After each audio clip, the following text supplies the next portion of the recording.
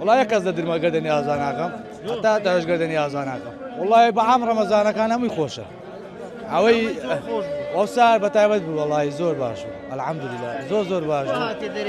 والله منهم شو عندي مدري باش فتاران لقى برادر عندي مدري وستة برادر لقينا فيك دي الحمد لله لا والله لا والله إبراهيم النومن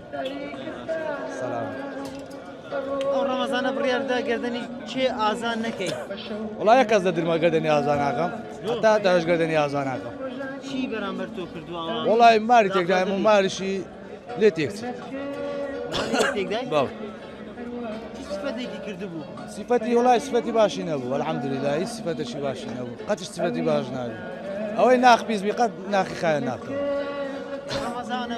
بخوي رمضان بي اخير رمضان يجبي مال بقردني ودا دزاني كتو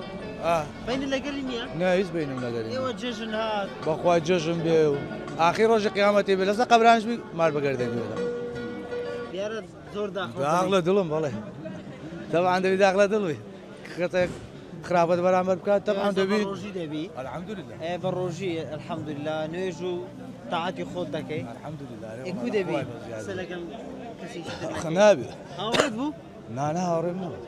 كسك على دلبا نعطان بيض انا نو كي مالي نا